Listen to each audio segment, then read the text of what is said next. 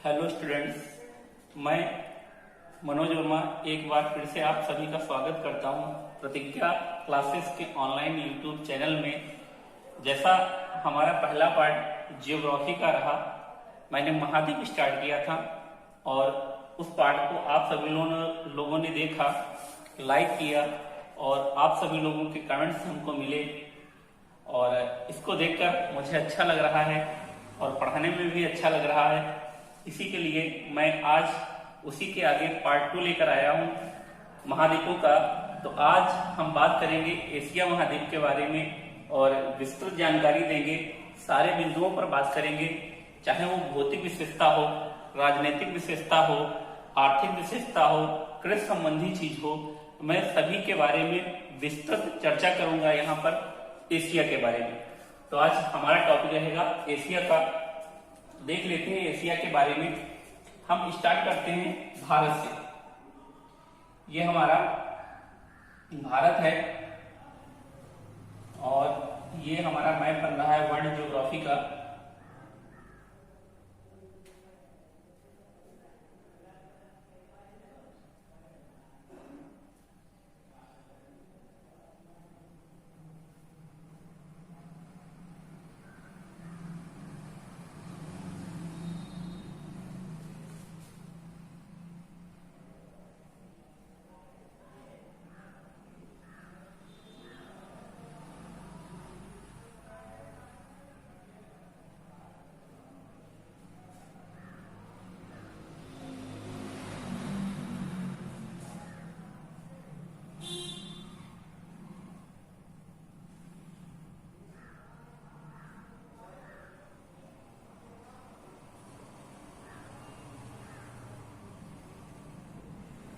ये हमारा एशिया महाद्वीप का मैप हो गया और ये नीचे हमारा भारत है।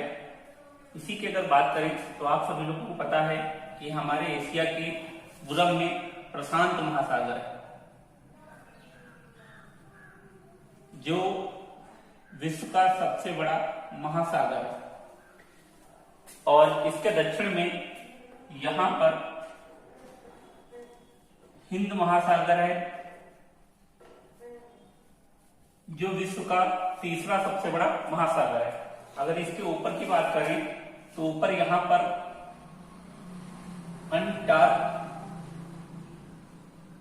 अंटार्कटिक महासागर है। इसी को कई किताबों में उत्तरी ध्रुव महासागर भी लिखा गया। जबकि बात करें एशिया के पश्चिम में, ये इस साइड में यहां पर एक सागर है, महासागर नहीं लगता है, सागर है भूमध्य सागर। और इसके अगर नीचे देखा जाए तो यहाँ पर एक सागर है लाल सागर और यहाँ पर एक भारत के नजदीक एक सागर है अरब सागर। तो ये हमारी एशिया की स्थिति है कि एशिया के पूरब में प्रशांत महासागर, उत्तर में आर्कटिक महासागर या इसी को उत्तरी ध्रुव महासागर कहा जाता है। एशिया के दक्षिण में हिंद महासागर और पश्चिम में भूमध्य सागर, लाल सागर और अरब सागर विस्तृत है। बाकी यूरोप आपको हम बता चुके थे कि एशिया को यूरोप से पृथक कर यूराल पर्वत, और यूराल पर्वत से एक नदी निकलती है यूराल नदी, फिर उसके बाद कैस्पियन सागर के बाद में एक और पर्वत है जिसको हम कहते हैं काकेशस पर्वत। उसके बाद यहाँ पर एक सागर है काला सागर। तो ये चीजें अलग करती हैं एशिया को यूरोप। यहाँ पर एक और महाद्वीप है, यहाँ पर इस महाद्वीप का नाम है ऑस्ट्रेलिया महाद्वीप। और ऑस्ट्रेलिया महाद्वीप और एशिया के मध्य में यहाँ पर कुछ द्वीप समूह है छोटे छोटे, इनको कहते हैं न्यू गिनी द्वीप समूह, जो एशिया को ऑस्ट्रेलिया से पृथक करते हैं। तो क्वेश्चन पूछा जा सकता है कि एशिया को ऑस्ट्रेलिया से कौन सी चीज पृथक करती है, तो न्यू गिनी द्वीप समूह। यहाँ पर एक जलसंधि है जिसका नाम है बेरिंग जलसंधि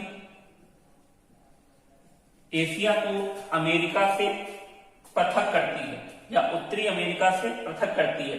जबकि यहाँ पर एक महाद्वीप है अफ्रीका महाद्वीप।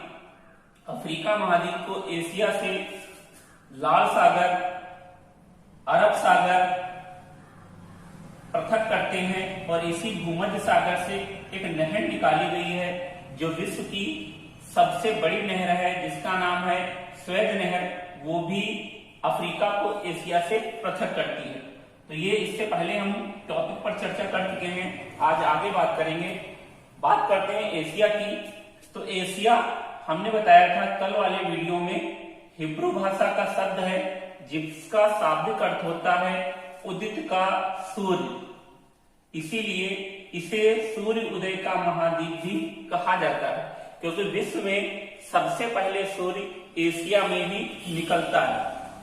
अगर बात करें क्षेत्रफल की, तो इसका क्षेत्रफल 44,57,9,000 वर्ग किलोमीटर है, अर्थात संपूर्ण पृथ्वी का 1/3 भाग एशिया महाद्वीप के पास है, अर्थात संपूर्ण पृथ्वी का लगभग 30% भाग एशिया महाद्वीप के पास है।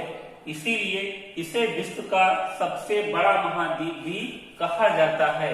अगर बात करें जनसंख्या की कि यहाँ कितनी जनसंख्या निवास करती है, तो विश्व की लगभग 60% जनसंख्या एशिया में निवास करती है।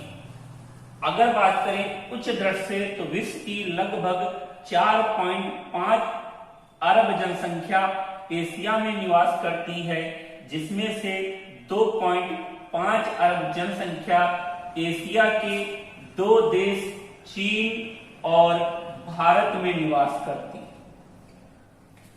अगर बात करें चीन की, तो चीन में विश्व की लगभग 1.4 अरब जनसंख्या निवास करती है, जबकि भारत में 1.1 अरब जनसंख्या निवास करती है।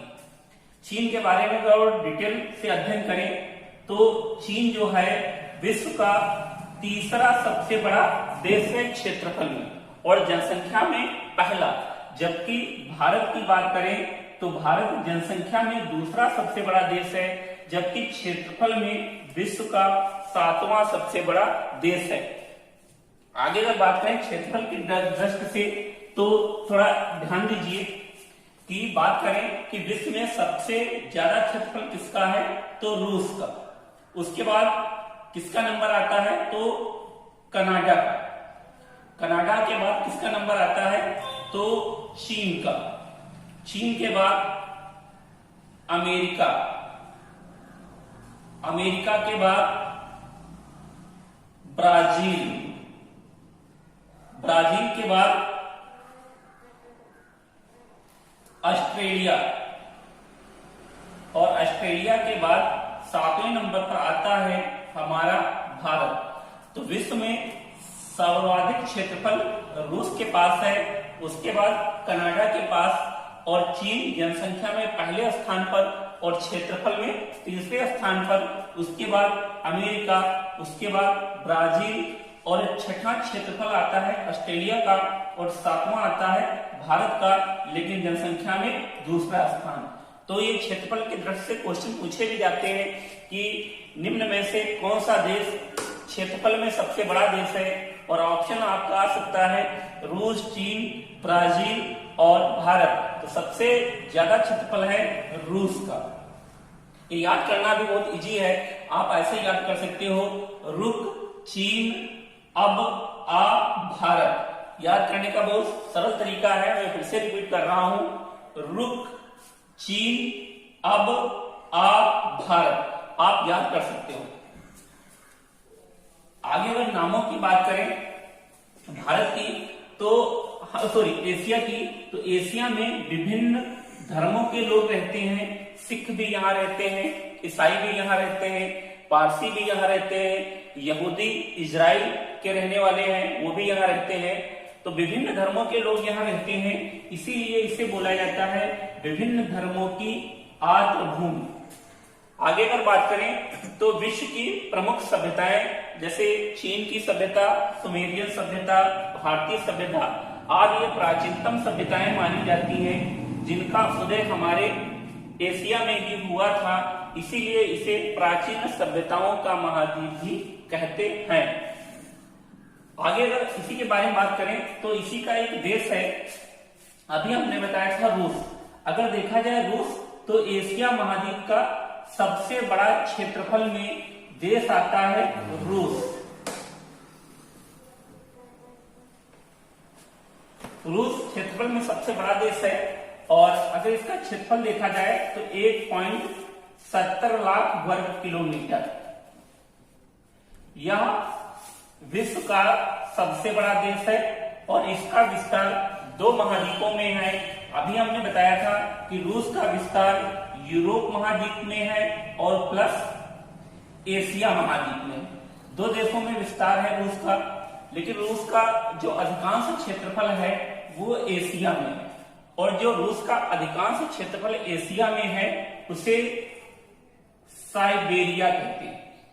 ये क्वेश्चन भी पूछा जाता है, जो रूस का क्षेत्र भारत में है उसे क्या कहते हैं, तो उसे साइबेरिया कहते हैं। इसी रूस वाले क्षेत्र में विश्व का सबसे ठंडा स्थान पाया जाता है, जिसको कहते हैं बर्फोयास। ये विश्व का सबसे ठंडा स्थान है। इसका टेम्परेचर है -60 डिग्री सेल्सियस। ये विश्व का सबसे ठंडा स्थान है, रूस में है और एशिया वाले क्षेत्र में अर्थात साइबेरिया वाले क्षेत्र में। अगर बात करें रूस की तो जो रूस यूरोप में फैला है उसे यूरोपियन रूस कहते हैं और जो एशिया में फैला है उसे एशियन रूस कहते हैं। देखा जाए रूस की राजधानी तो इसकी राजधानी मॉस्को है और इसकी जो मुद्रा है वो रूबल है। अगर इसकी राजधानी की बात करें तो इसकी राजधानी स्थित है यूरोप महाद्वीप में, इसीलिए रूस देश को सर्वाधिक महत्व यूरोप में दिया जाता है, जबकि इसका सर्वाधिक क्षेत्रफल एशिया महाद्वीप में है। अगर बात करें रूस की जनसंख्या की तो रूस की अधिकांश जनसंख्या भी यूरोप महाद्वीप में ही निवास करती है। तो रूस आपका क्लियर हो गया। आगे बात करते हैं कि रूस एशिया का एक ऐसा देश है जिसका विस्तार 2 महाद्वीपों में है, यूरोप और एशिया में। आगे एक और देश पड़ता है, यहीं पर एक देश है ये वाला, इस देश को कहते हैं तुर्की। यह तुर्की देश है। तो तुर्की देश का भी विस्तार 2 महाद्वीपों में है, एक यूरोप और दूसरा एशिया। तो 2 देश एशिया के हैं जिनका विस्तार 2 महाद्वीपों में है। पहला रूस हमने क्लियर करा दिया, दूसरा आपका आता है तुर्की। तो देखा जाए यूरोप में लगभग इसका 2% क्षेत्रफल है, जबकि एशिया में इसका 98% क्षेत्रफल है। यूरोप से एशिया को आने के लिए हमें तुर्की से होकर आना पड़ता है, इसीलिए तुर्की को कहा जाता है यूरोप और एशिया का मिलन बिंदु। मिलन बिंदु, यूरोप और एशिया का मिलन बिंदु तुर्की कहा जाता है। तुर्की को एक और कहते हैं एशिया का प्रवेश द्वार। तो एशिया का प्रवेश द्वार भी हम तुर्की को कहते हैं। अन्य इसके नाम आते हैं, इसे लघु एशिया भी कहते हैं। लघु एशिया क्वेश्चन भी पूछा गया था अभी हाल ही में, जूनियर असिस्टेंट का एग्जाम जो हुआ था उसमें पूछा गया था एशिया का कौन सा देश है जिसे लघु एशिया के नाम से जाना जाता है, तो ऑप्शन उसमें था तुर्की। तो तुर्की को लघु एशिया के नाम से जाना जाता है। 2 महाद्वीपों में फैला है, यूरोप और एशिया में। इसे एशिया का प्रवेश द्वार भी कहा जाता है, यूरोप और एशिया का मिलन बिंदु भी कहा जाता है। अगर इसकी बात करें राजधानी की तो इसकी राजधानी है अंकारा। राजधानी अंकारा है इसकी। और इसी तुर्की का एक और नगर है जिसका नाम है इस्तांबुल। इस्तांबुल जो शहर है वो 2 महाद्वीपों में फैला है, यूरोप और एशिया में। ये भी कहीं एग्जाम में पूछा गया है कि एशिया का कौन सा शहर है जो 2 महाद्वीपों में फैला है, तो ध्यान रखना इस्तांबुल तुर्की का शहर है। अगर आगे बात करें तो इसी तुर्की के पास में एक देश है, ये वाला, इसका नाम है इजराइल। इजराइल ये यहूदियों का देश है।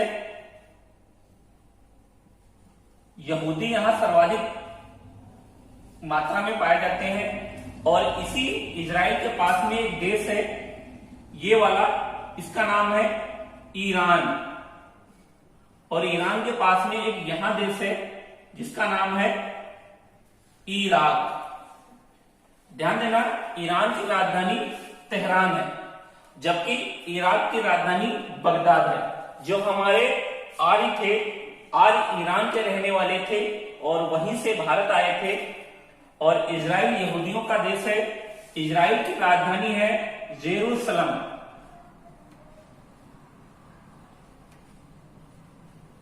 तो इजराइल की राजधानी जेरूसलम है, जो ईसाई और मुस्लिम और यहूदियों की पावन स्थली मानी जाती है। और इसीलिए इजराइल ने इसे अपनी राजधानी बना लिया है। पास पड़ोस के जितने भी ये देश हैं, यहाँ पर अरब देश हैं, ये सारे अरब देश कहलाते हैं। और ये सब मुस्लिम बाहुल्य राष्ट्र हैं, जबकि इजराइल यहूदी बाहुल्य राष्ट्र है। और ये सभी मुस्लिम जो राष्ट्र हैं, इनका हमेशा से रहा है अपने धर्म का प्रचार प्रसार करना। और इसीलिए ये बराबर इजराइल पर आक्रमण करते हैं। लेकिन इसके बावजूद भी इजराइल इतना शक्तिशाली है कि वह इनके जवाब को बखूबी फेच करता है। और इसी इजराइल की एक एजेंसी है जिसके बारे में आप सभी लोगों ने पढ़ा होगा, मोसाद। मोसाद इजराइल की ही एक एजेंसी है, खुफिया एजेंसी है। और यह दावा करती है कि यदि आप हमारे एक व्यक्ति को मारोगे और तो हम आपके यहां घुस के 1000 व्यक्ति को मारेंगे। थोड़ा और हम इजराइल के बारे में चर्चा करते हैं। तो इजराइल ब्रिटेन और न्यूजीलैंड की तरह लोकतांत्रिक राष्ट्र है, लोकतंत्रात्मक राष्ट्र है। यहां लिखित संविधान नहीं है। जैसे ब्रिटेन का लिखित संविधान नहीं है, न्यूजीलैंड का लिखित संविधान नहीं है, उसी प्रकार इजराइल का भी लिखित संविधान नहीं है। और जो भारत के यहूदी लोग हैं, क्योंकि भारत में महाराष्ट्र और मध्य प्रदेश, तेलंगाना, कुछ ऐसे प्रदेश हैं जहां यहूदी लोग पाए जाते हैं। अगर ये यहूदी जाएं इजराइल, तो इजराइल को कोई भी प्रॉब्लम नहीं होती है। वो विश्व के किसी भी यहूदी राष्ट्र के लोगों को अपना नागरिक मानता है। तो ये कुछ खास बातें थी इजराइल की। और इन अरब कंट्रियों द्वारा समय समय पर इजराइल पर आक्रमण किया जाता है, लेकिन इजराइल इनसे डरता नहीं है, बराबर जवाब देता है। आगे बात करें, यहीं पर एक राष्ट्र पड़ता है कजाकिस्तान। इराक के पास में एक राष्ट्र पड़ता है जिसका नाम है कजाकिस्तान। कजाकिस्तान के संदर्भ में भी एक क्वेश्चन पूछा जाता है। इसे मध्य एशिया का हाईवे कहते हैं। तो मध्य एशिया का हाईवे कजाकिस्तान को कहा जाता है, या इसी का एक और नाम आता है एशिया का मध्य बिंदु, तो कजाकिस्तान। आगे अगर बात करें तो ये अरब कंट्री हो गई। अरब कंट्री के बारे में एक और क्वेश्चन पूछा जाता है कि सर्वाधिक पेट्रोल उत्पादन करने वाले कौन से देश हैं? तो ये अरब देश आते हैं।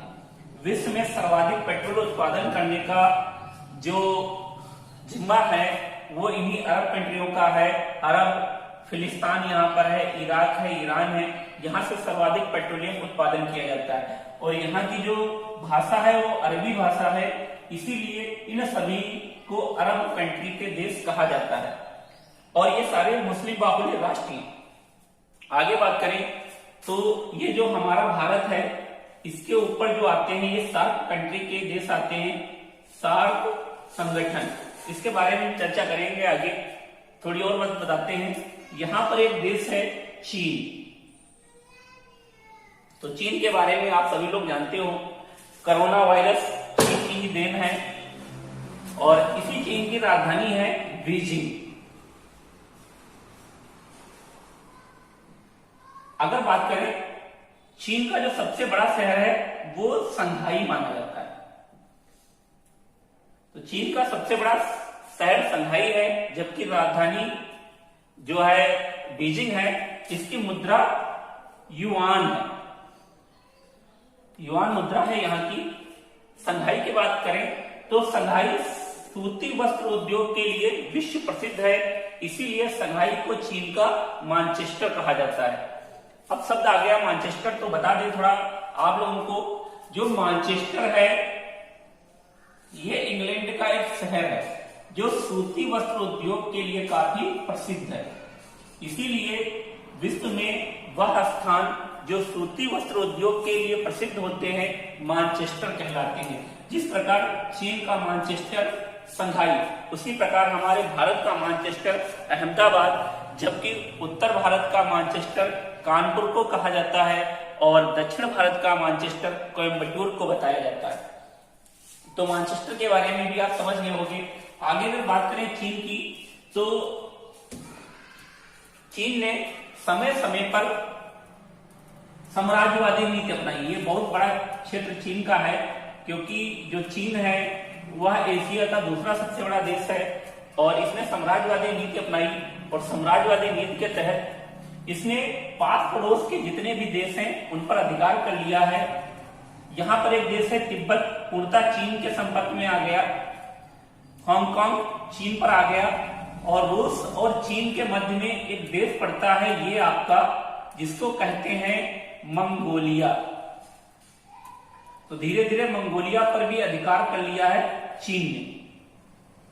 और ताइवान यहाँ पर एक देश पड़ता है, ताइवान पर भी अधिकार है चीन का। तो चीन को इसीलिए कहते हैं ड्रैगन। ड्रैगन का मतलब ड्रैगन उसे कहते हैं जो किसी को निगल लेता हो, अर्थात डसना अलग बात होता है, निगलना, खा जाना, बिल्कुल मतलब उस पर हावी हो जाना। जैसे तिब्बत था, तिब्बत पर धीरे धीरे करता रहा और एक दिन पूरा निकल लिया, चीन में चला गया। तो ड्रैगन मतलब अजगर। अजगर क्या करता है? काटता नहीं है, अजगर सीधे निगल लेता है। तो इसीलिए चीन की जो संज्ञा दी जाती है वो ड्रैगन से दी जाती है। और इसने साम्राज्यवादी नीति अपनाई, और साम्राज्यवादी नीति के तहत धीरे धीरे पाक पड़ोसी देशों पर अधिकार कर लिया है इसने। और इसने भारत को भी नहीं छोड़ा।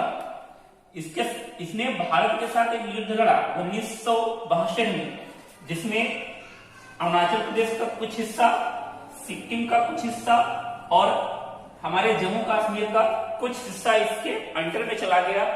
और ये अधिकृत क्षेत्र है चीन के पास।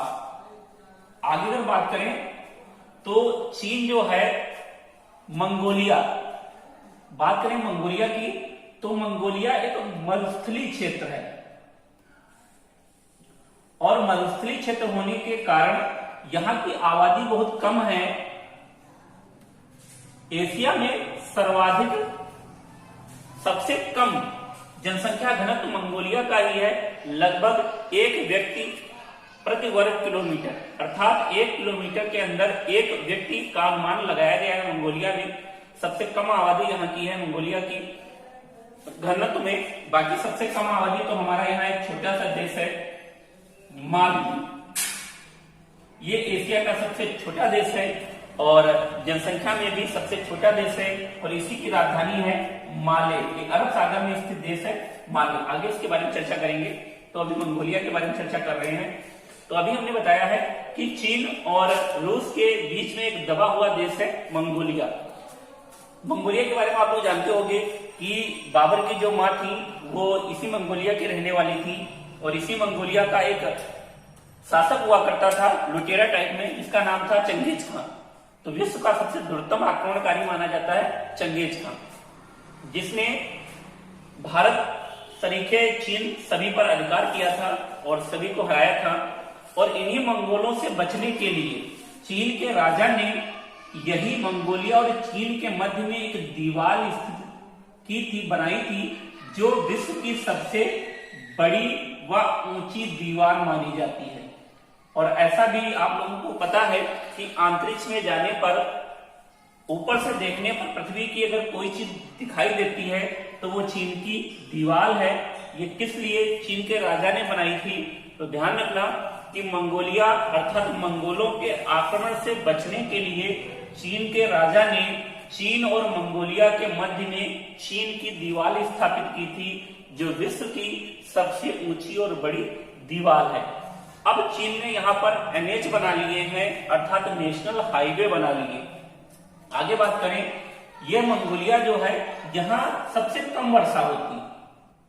एशिया का सबसे कम वर्षा वाला स्थान मंगोलिया है, जबकि सर्वाधिक वर्षा वाला स्थान हमारे भारत में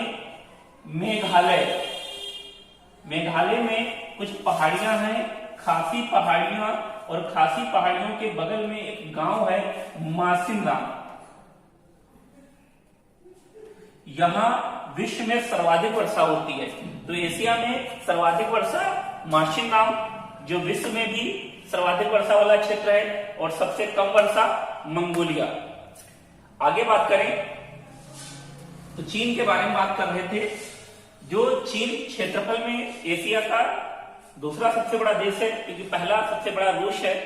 और इसके आगे बात करें, चीन की जो सीमा है विश्व की सबसे लंबी सीमा है और सर्वाधिक देशों को स्पर्श करने वाली सीमा है, लगभग 14 देश। तो विश्व में सर्वाधिक लंबी सीमा किस देश की है? चीन की। और कितने देशों को स्पर्श करती है? तो 14 देशों को। आगे अगर बात करें,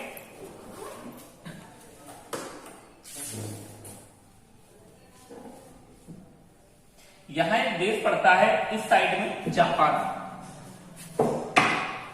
अभी सिर्फ विशेषता बता रहे हैं मानचित्र पर, फिर इसके बाद भौतिक विशेषता और सभी बताएंगे। यहां पर एक देश पड़ता है जापान।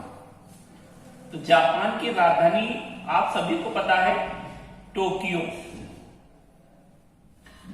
ये किस द्वीप पर पड़ती है? तो जापान का एक द्वीप है जिसका नाम है होन्शु द्वीप। ये होन्शु द्वीप पर स्थित है यहाँ की राजधानी। और होन्शु द्वीप पर जापान का सबसे बड़ा मैदान क्वांटो भी स्थित है। जापान का सबसे बड़ा मैदान क्वांटो है, जो होन्शु द्वीप पर स्थित है। जापान के जो स्थानीय नागरिक हैं वो इसे जापान को निप्पन कह के पुकारते हैं। निप्पन जापान का नाम है। और जापान की अधिकांश जनसंख्या इसी होन्शु द्वीप पर रहती है, लगभग 80% जनसंख्या। एक और यहां से क्वेश्चन बनता है कि एशिया में विश्व की सर्वाधिक जनसंख्या रहती है, लेकिन आज भी एशिया की लगभग 80% जनसंख्या गांवों में निवास करती है। इसका एकमात्र अपवाद है, वो है जापान, क्योंकि जापान की जितनी भी जनसंख्या है वो शहर में निवास करती है। और जापान का सर्वाधिक आबादी वाला शहर टोक्यो है। ये विश्व का सर्वाधिक आबादी वाला भी शहर है। और जापान की राजधानी है होन्शु द्वीप पर स्थित है। अगर बात करें जापान की, तो जापान चीन के बाद एशिया महाद्वीप की तीसरी सबसे बड़ी अर्थव्यवस्था है और चीन विश्व की दूसरी सबसे बड़ी अर्थव्यवस्था है। कुछ समय पहले, द्वितीय विश्व युद्ध से पहले, जापान एक छोटा सा देश है, लेकिन इसने बहुत ज्यादा डेवलप किया, समृद्धशाली देश माना जाता है। और इसने चीन को भी पछाड़ दिया था, इतना समृद्धशाली था जापान। लेकिन द्वितीय वर्ल्ड वार में, दूसरे विश्व युद्ध में अमेरिका ने जापान के हिरोशिमा और नागासाकी और एक शहर और है नागासाकी पर परमाणु बम डाल दिया था, जिससे ये पराजित हुआ था। अगर बात करें कि अमेरिका ने हिरोशिमा में 6 तारीख को परमाणु बम डाला था और उसके पश्चात जापान ने आत्मसमर्पण नहीं किया था, तो इसने 9 अगस्त 1945 को नागासाकी पर परमाणु बम डाला था। और इसके बाद जापान ने आत्मसमर्पण किया द्वितीय विश्व युद्ध में।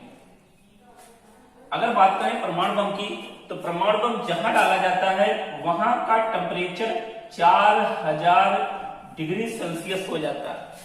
अर्थात सूर्य की अगर बात करें तो सूर्य का 6000 डिग्री सेल्सियस तापमान होता है और इसका 4000 डिग्री सेल्सियस तापमान।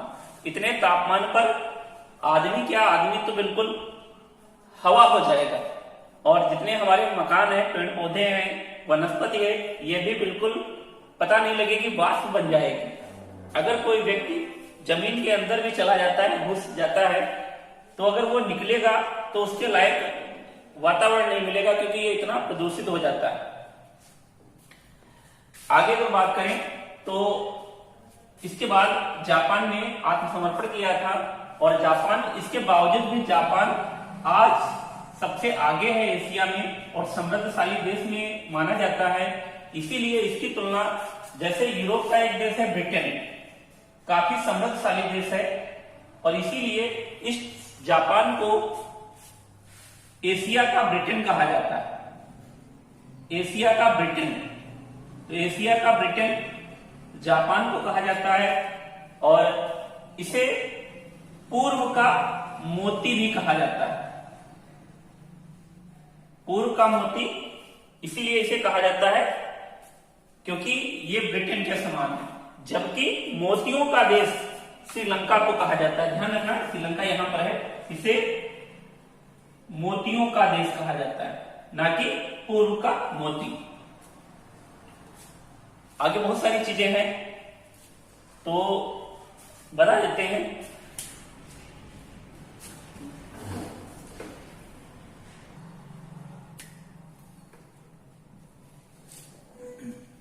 आगे बात करें तो यहां 7 देशों का संगठन है।